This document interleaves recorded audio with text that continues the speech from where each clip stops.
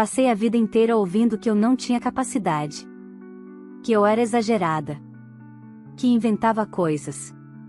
Até o dia em que meu próprio pai, diante de mais de 120 convidados, decidiu me humilhar publicamente e minha irmã confirmou: para eles, eu nunca passaria de uma farsa. Uma semana depois, os três fizeram algo ainda pior, me denunciaram à OAB, dizendo que eu nunca fui advogada. O que eles não sabiam é que aquela denúncia colocaria todos frente a frente com uma verdade que tentaram negar por anos.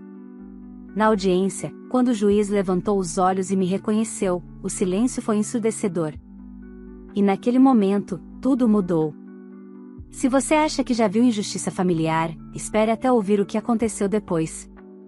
Olá, seja bem-vindo ao canal Histórias Surpreendentes. Curta e se inscreva nesse canal, aproveite e ative as notificações, comente aqui de qual cidade você está assistindo, vou adorar saber e deixar um coração no seu comentário.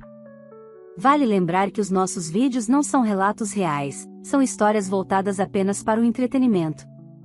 Toda a criação e edição são feitas pelo proprietário do canal. Meu nome sempre foi dito dentro daquela casa com um certo peso, como se viesse acompanhado de um aviso silencioso: não espere muito dela. Cresci ouvindo comparações, sussurros atrás de portas e comentários ditos como brincadeira, mas que machucavam como verdades absolutas.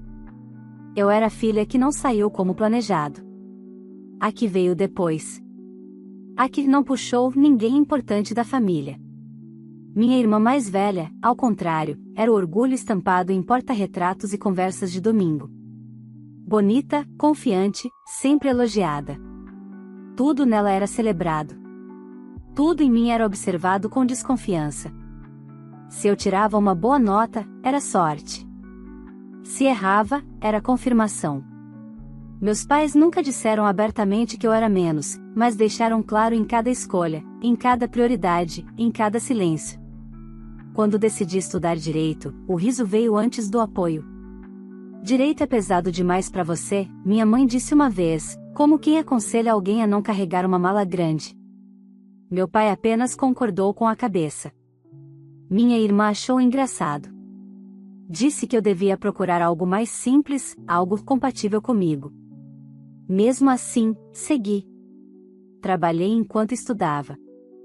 Pegava ônibus lotado, comia marmita fria, virava noites lendo leis que, para mim, não eram apenas textos, eram portas.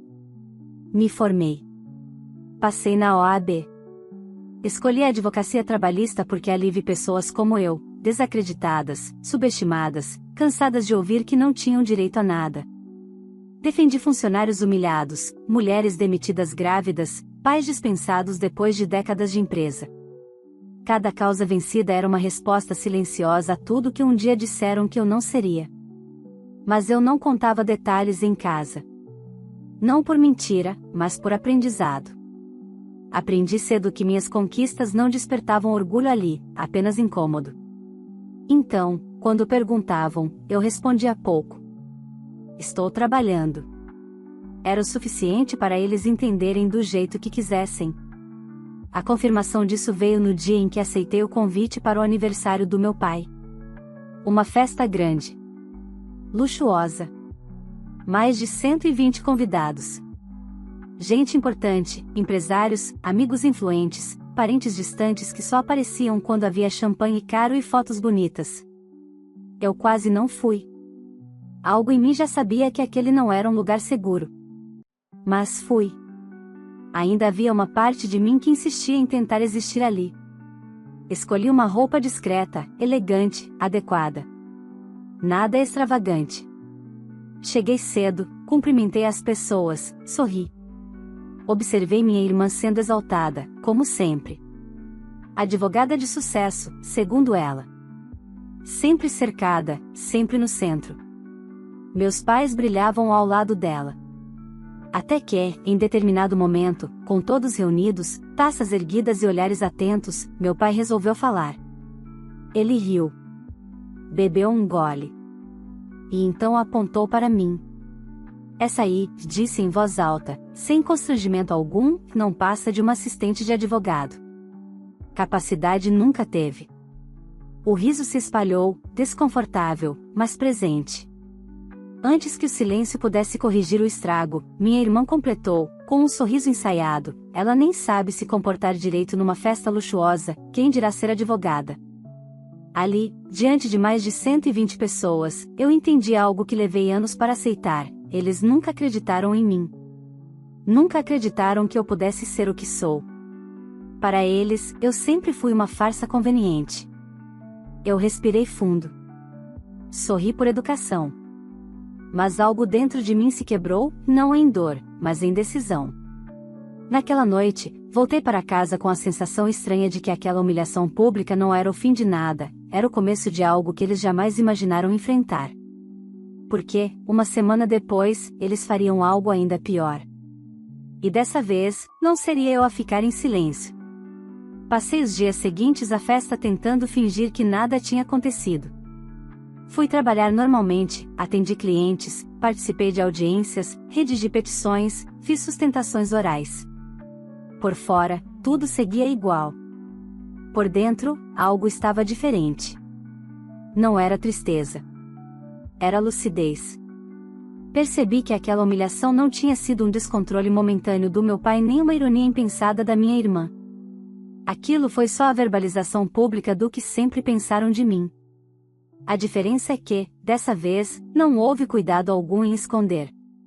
Na segunda-feira seguinte à festa, defendi uma operadora de caixa demitida após denunciar assédio do supervisor. Venci. O juiz reconheceu a dispensa discriminatória, condenou a empresa e ainda fez constar em ata a conduta exemplar da defesa. Enquanto o advogado da empresa recolhia os papéis em silêncio, o magistrado me olhou por cima dos óculos e disse: doutora, sua sustentação foi muito clara. Parabéns. Anotei o elogio no processo e segui para o escritório. Mal sabia eu que aquela rotina prestes a me confortar estava por ser violentamente interrompida. Na sexta-feira, recebi a ligação. Doutora, aqui é da Ordem dos Advogados do Brasil, precisamos confirmar alguns dados seus. Meu coração acelerou por um segundo, mas logo se acalmou. Isso não era incomum. Confirmações cadastrais acontecem. Claro, respondi. Houve uma breve pausa do outro lado da linha. Foi protocolada uma denúncia contra a senhora. Precisamos notificá-la oficialmente. O mundo ficou em silêncio. Denúncia? Perguntei, tentando manter a voz firme. Sim. A senhora receberá a notificação formal ainda hoje. Trata-se de uma representação ética. Desliguei o telefone com as mãos frias. A palavra denúncia ecoava na minha cabeça de um jeito que não combinava com nada do que eu fazia, com nada do que eu era. A notificação chegou por e-mail 2 horas depois. Li uma vez. Depois outra. Depois mais uma. Meus pais. Minha irmã. Os 3. Alegavam que eu nunca havia sido aprovada no exame da OAB. Que teria falsificado documentos. Que me passava por advogada para enganar clientes e o judiciário. Diziam agir por dever moral e preocupação com a sociedade. Senti uma mistura de náusea e incredulidade. Eles não só duvidaram de mim. Eles decidiram me destruir. Liguei para um colega de confiança, um advogado experiente em processos éticos. Isso é grave, ele disse após ouvir tudo. Mesmo sendo absurdo, a OAB precisa apurar. Vai haver audiência. Eles sabem que eu sou advogada. Eles sabem, murmurei. Sabem, ele confirmou. Mas decidiram ignorar isso. Naquela noite, não dormi. Não por medo do resultado, mas pelo impacto. Pela audácia. Pela clareza brutal de que, para eles, eu nunca deixei de ser a filha incapaz tentando ocupar um lugar que não merecia. No domingo, minha mãe ligou. Você recebeu a notificação? Perguntou, como quem pergunta se chegou uma conta de luz. Recebi, respondi. Fizemos isso para o seu bem, ela disse. Se você estiver passando por alguma confusão, ainda dá tempo de admitir. Ri. Um riso curto, sem humor algum. Admitir o quê? Que sou advogada. Você sempre teve essa mania de exagerar, de criar histórias, ela continuou. Nós só queremos proteger as pessoas. Desliguei. Na segunda-feira, minha irmã tentou falar comigo. Isso tudo poderia ter sido evitado, disse ela. Se você não insistisse nessa mentira. A mentira é vocês fingirem que nunca me viram trabalhar, respondi. Você sempre foi sensível demais, ela concluiu. Sensível. Era assim que chamavam minha resistência. Passei a semana reunindo documentos. Diploma. Histórico. Certidão da OAB. Processos. Sentenças. E-mails de juízes. Cada papel era uma prova. Não só da minha carreira, mas da distância irreversível entre mim e aquela família. A audiência foi marcada para dali a 3 semanas. E, pela primeira vez, eu não estava apenas defendendo clientes. Eu estava defendendo a mim mesma. As 3 semanas até a audiência não passaram. Elas se arrastaram. Cada dia parecia uma mistura de rotina forçada e alerta constante. Eu continuava trabalhando, mas agora tudo tinha um peso diferente. Cada cliente que entrava na sala, cada juiz que me cumprimentava no corredor do fórum, cada processo protocolado vinha acompanhado de um pensamento incômodo: e se essa denúncia vazar? Não por medo da verdade, mas pelo estrago que uma acusação falsa pode causar antes mesmo de ser desmentida. Meu escritório ficou sabendo. Não por fofoca, mas porque eu decidi contar. O sócio mais antigo me ouviu em silêncio, braços cruzados, expressão séria. Quando terminei, ele respirou fundo. Isso é pessoal, disse. E é baixo. Mas fique tranquila. Sua conduta aqui sempre foi impecável. Outros colegas se aproximaram nos dias seguintes. Uns com palavras de apoio, outros apenas com olhares cuidadosos demais. A confiança estava ali, mas a curiosidade também. E eu sabia, bastava uma dúvida plantada para o ambiente nunca mais ser o mesmo. Em casa, organizei tudo como se estivesse montando uma defesa complexa. Pastas numeradas. Documentos autenticados. Prints de processos públicos. Sentenças com meu nome. Certidões atualizadas da OAB. Não porque eu precisasse provar algo para mim mesma, mas porque aquela audiência não era apenas técnica, era simbólica. Enquanto isso, minha família seguia em silêncio. Nenhuma ligação. Nenhuma mensagem. Nenhuma tentativa de conversa. Era como se, depois de apertarem o gatilho, estivessem aguardando o impacto à distância. Uma noite, recebi uma ligação inesperada. Era um antigo cliente. O metalúrgico que eu havia defendido 2 anos antes, em uma ação de reintegração. Doutora, fiquei sabendo de um comentário estranho lá na fábrica, que ele disse, sem rodeios. Disseram que a senhora está sendo investigada. Isso é verdade?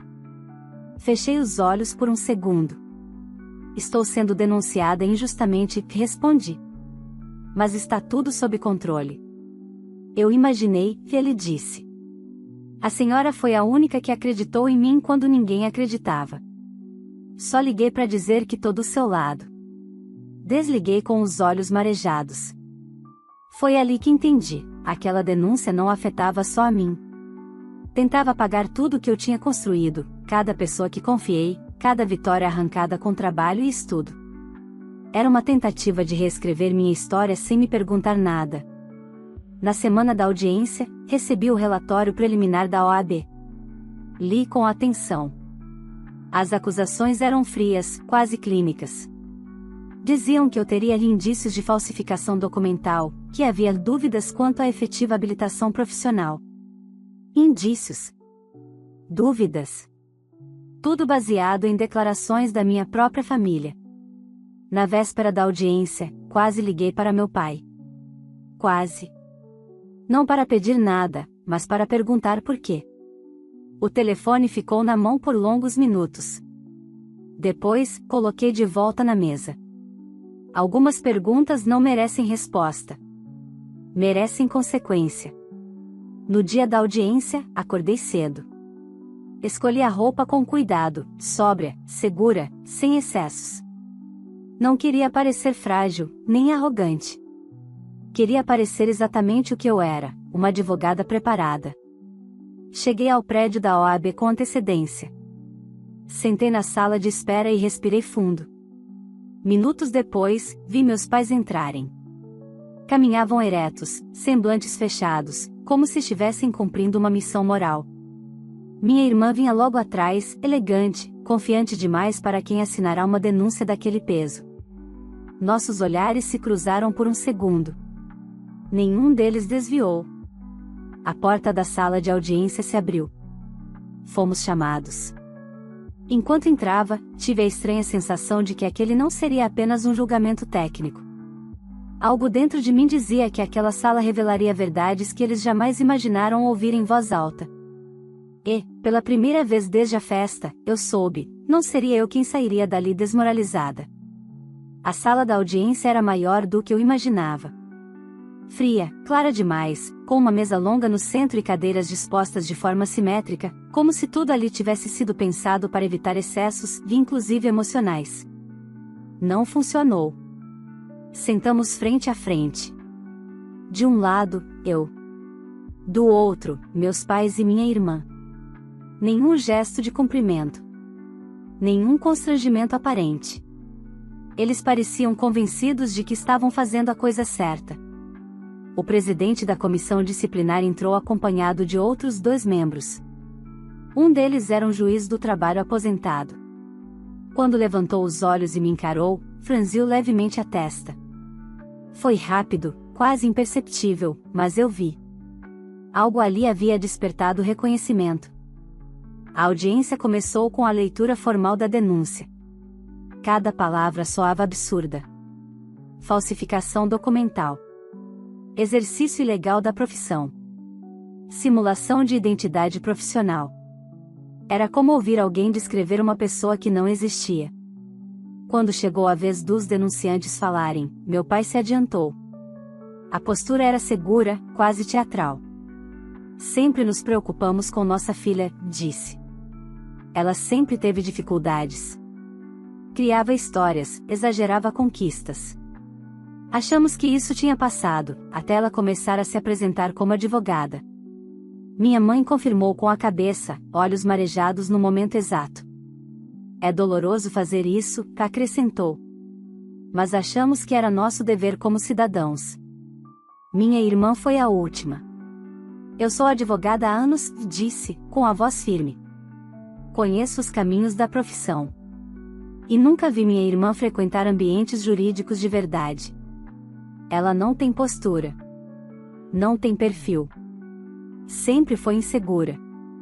Essa denúncia é para proteger a classe. Perfil. A palavra ficou ecoando. Enquanto falavam, eu permaneci em silêncio. Meu advogado havia orientado exatamente isso. Deixar que eles construíssem a própria armadilha. Quando chegou nossa vez, ele começou com calma. Apresentou minha inscrição ativa na OAB, diploma, histórico, certidões. Tudo organizado, objetivo. Um dos membros da comissão folheava os documentos com atenção crescente. Então o juiz do trabalho pediu a palavra. Doutora, disse, olhando diretamente para mim. A senhora atuou em uma ação de reintegração no setor metalúrgico há cerca de 2 anos?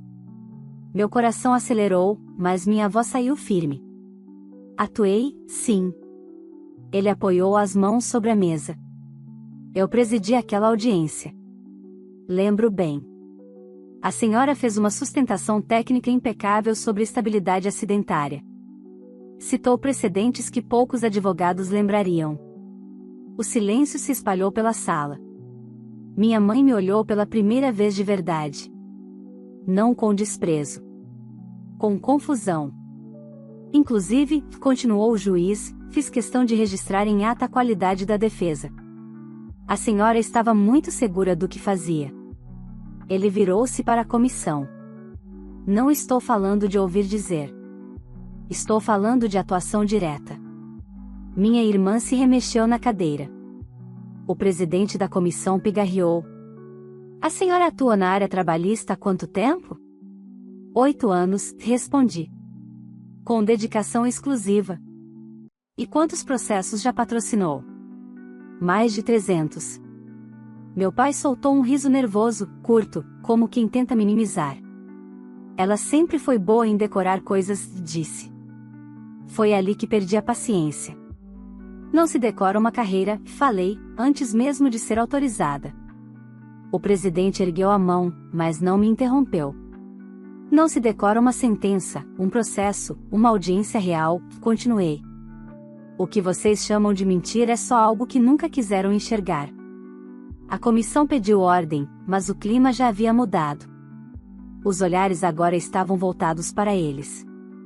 E, naquele instante, percebi que a denúncia começava a ruir. Não por emoção. Mas porque a verdade, quando bem documentada, não precisa gritar. Ainda assim, eu sabia, o pior ainda estava por vir. Depois da minha fala, a audiência entrou em um ritmo diferente. Já não era mais uma acusação sendo analisada. Era uma denúncia sendo desvendada. O presidente da comissão pediu que todos se acalmassem e determinou uma breve pausa. Saímos da sala, mas não nos misturamos. Meus pais se sentaram juntos, cochichando. Minha irmã caminhava de um lado para o outro, inquieta, o salto batendo nervosamente no chão. Pela primeira vez, vi nela algo que nunca tinha visto antes, insegurança. 15 minutos depois, fomos chamados de volta. A comissão decidiu aprofundar a oitiva. Queriam detalhes. Datas. Processos específicos. E eu tinha todos. Respondi com precisão. Número do processo. Vara. Nome do juiz. Resultado. Cada resposta desmontava mais um pedaço da narrativa criada pela minha família. Não havia espaço para achismo ali. Tudo era verificável. Então veio a pergunta que mudou tudo.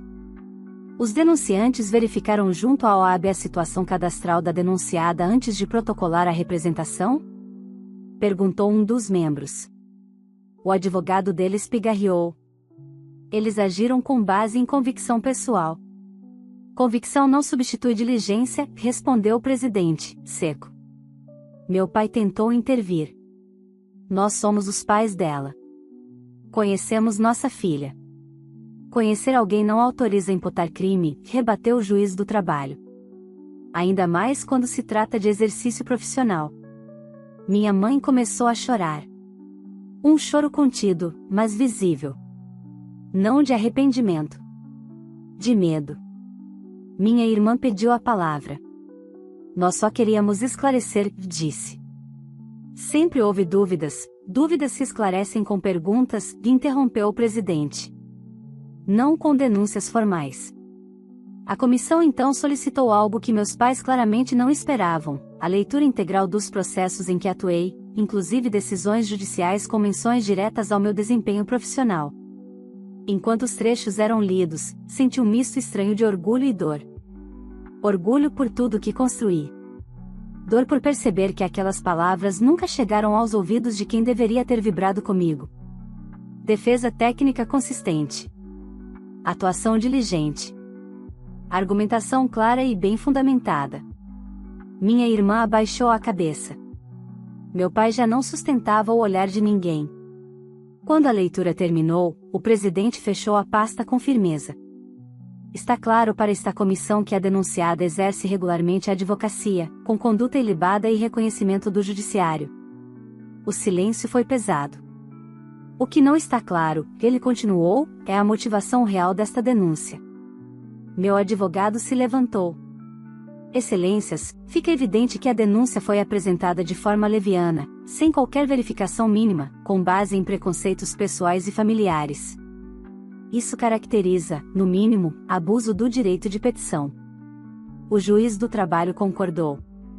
Concordo. E mais, vejo indícios de má-fé. Minha mãe tentou falar, mas a voz falhou. Nós só queríamos proteger, murmurou. Proteger quem? Perguntei, finalmente encarando-os. Porque não foi a mim. Foi nesse momento que o presidente anunciou: a comissão fará a deliberação final ao término da audiência. Mas adianto que os fatos aqui apresentados são graves. Não para a denunciada. Para os denunciantes. Senti um frio percorrer a espinha. Eles vieram para me expor. E estavam prestes a sair expostos. A deliberação não aconteceu de imediato. A comissão se retirou da sala, deixando-nos ali, frente a frente, sem intermediários, sem formalidades, sem máscaras institucionais. Foi o momento mais desconfortável de toda a audiência. Ninguém falava. Meu pai permanecia com as mãos cruzadas sobre a mesa, olhando fixamente para um ponto qualquer. Minha mãe enxugava os olhos, mas evitava me encarar. Minha irmã parecia menor dentro da própria roupa elegante, mexendo compulsivamente no anel que usava no dedo. O silêncio dizia mais do que qualquer acusação. Eu observei cada um deles com uma calma que me surpreendeu. Não havia raiva. Nem desejo de revanche. O que senti foi algo mais definitivo: distância.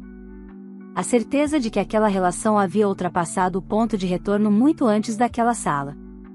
Quando a comissão voltou, todos se levantaram. O presidente pigarreou e falou com voz firme: esta comissão, após análise dos documentos e dos depoimentos prestados, conclui que não há qualquer indício de irregularidade na atuação profissional da denunciada. Meu corpo relaxou, mas apenas por um segundo. Ao contrário, continuou, restou comprovado que a doutora exerce a advocacia trabalhista de forma regular, ética e tecnicamente exemplar. O juiz do trabalho complementou: tenho plena convicção de que a doutora honra a profissão. Então veio a parte que meus pais não esperavam ouvir. Quanto aos denunciantes, disse o presidente, esta comissão identifica indícios claros de denúncia temerária, baseada em convicções pessoais, sem diligência mínima, com potencial dano à reputação profissional da denunciada. Minha mãe soltou um suspiro alto demais para aquele ambiente. Diante disso, prosseguiu, determinamos o arquivamento imediato da representação, com registro formal de improcedência. Olhei para frente, respirando fundo. Mas ainda não era o fim. Além disso, continuou ele, os autos serão encaminhados para avaliação de eventuais medidas cabíveis quanto à conduta dos denunciantes, inclusive no que diz respeito à responsabilização por denúncia falsa. Minha irmã levou a mão à boca. Meu pai finalmente me olhou. Não havia raiva ali. Nem orgulho. Havia medo. O advogado deles tentou argumentar algo sobre mal-entendido familiar, mas foi interrompido. A OAB não é espaço para conflitos pessoais, disse o juiz. Muito menos para disputas familiares travestidas de zelo ético. A audiência foi encerrada. Ao sair da sala, senti algo que não sentia há muito tempo: leveza. Não porque eles haviam sido confrontados, mas porque eu não precisava mais provar nada. Nem para eles. Nem para ninguém. No corredor, minha mãe tentou se aproximar. Nós só queríamos ajudar, disse, a voz trêmula. Não, respondi com calma. Vocês queriam me desmentir. Ela ficou em silêncio. Minha irmã deu um passo à frente. Isso saiu do controle, murmurou. Saiu, concordei. Porque nunca foi sobre controle. Foi sobre aceitar que eu sou quem vocês decidiram ignorar. Fui embora sem olhar para trás. Nos dias seguintes, os reflexos começaram a aparecer. Comentários discretos no meio jurídico. Perguntas cautelosas. Apoio sincero de colegas que acompanharam tudo de perto. Meu nome não foi manchado, pelo contrário, foi fortalecido. Mas eu sabia, ainda havia algo pendente. Nem toda a consequência havia se revelado. E o capítulo final dessa história não seria escrito dentro da OAB. As consequências não demoraram. 2 semanas após a audiência, recebi um e-mail formal da OAB comunicando o arquivamento definitivo do processo, com menção expressa à improcedência da denúncia e à inexistência de qualquer irregularidade na minha atuação profissional. O texto era técnico, impessoal, mas para mim soou como um ponto final escrito com precisão cirúrgica. No mesmo dia, meu nome passou a circular de outra forma. Colegas que eu mal conhecia vieram falar comigo.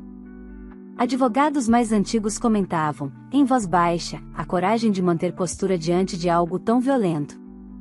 Um juiz com quem eu já havia atuado fez questão de me cumprimentar no fórum e disse apenas: nem todos aguentariam o que a senhora aguentou. Continue. Continuei.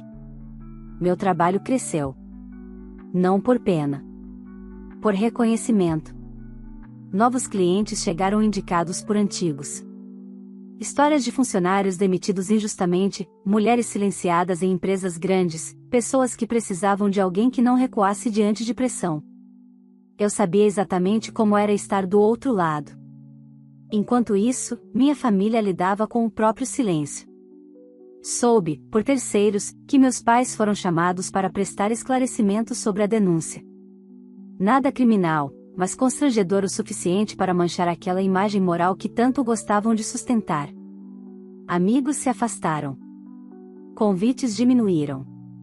As perguntas começaram. Minha irmã foi a mais atingida. A denúncia falsa assinada por ela gerou um procedimento interno na OAB. Não perdeu o registro, mas recebeu a advertência formal. No meio jurídico, isso pesa. Portas não se fecham de uma vez, elas rangem antes. E eu ouvi dizer que começaram a render para ela. Um mês depois, minha mãe me ligou. Atendi. Nós erramos, disse, sem rodeios. Talvez tenhamos exagerado. Exagerado. Respirei fundo antes de responder. Vocês tentaram acabar com minha carreira, disse. Isso não é exagero. É escolha. Somos seus pais, insistiu meu pai, entrando na ligação. Família é família. Família não faz o que vocês fizeram, respondi, com calma. Família não ridiculariza, não desacredita, não denuncia sem sequer perguntar. Houve silêncio do outro lado. Não vou processar vocês, continuei. Não por vocês, mas por mim. Mas isso não significa que haverá reaproximação. Você está sendo dura, disse minha mãe. Não, respondi. Estou sendo justa. Pela primeira vez.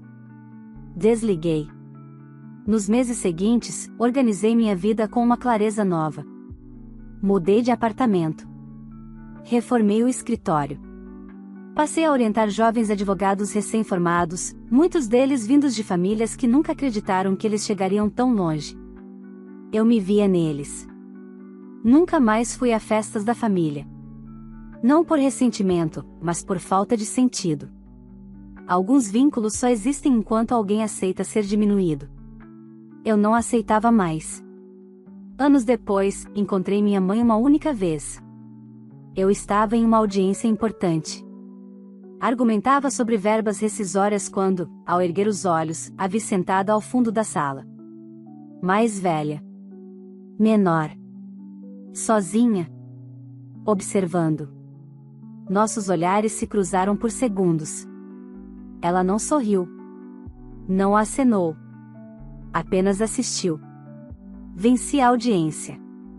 Quando saí da sala, ela já não estava mais ali. Nunca soube por que foi. Talvez curiosidade. Talvez arrependimento. Talvez nada. E, pela primeira vez, isso não me incomodou. Voltei para o escritório. Tinha prazos. Tinha clientes. Tinha uma vida construída com esforço, sem atalhos, sem aplausos fáceis. Não me tornei quem sou para provar algo a eles. Tornei-me quem sou apesar deles. E isso, no fim, foi a maior vitória que eu poderia ter. Se essa história te tocou de alguma forma, curta esse vídeo agora, que isso ajuda muito o canal a continuar trazendo histórias fortes e reais como essa. Se ainda não é inscrito, inscreva-se e ative o sininho para não perder nenhuma história nova que vai ao ar. Agora eu quero saber de você. Você faria o mesmo que essa filha fez? Cortaria laços depois de tudo o que viveu ou tentaria recomeçar a relação com a família? Deixe sua opinião nos comentários, eu leio todos. Escreva também de qual cidade você está assistindo. Eu sempre passo por lá para deixar um coração no seu comentário. Compartilhe esse vídeo com alguém que precisa ouvir essa história hoje. Às vezes, uma história chega exatamente para lembrar alguém do próprio valor. Vale lembrar que os nossos vídeos não são relatos reais, são histórias voltadas apenas para o entretenimento. Toda a criação e edição são feitas pelo proprietário do canal.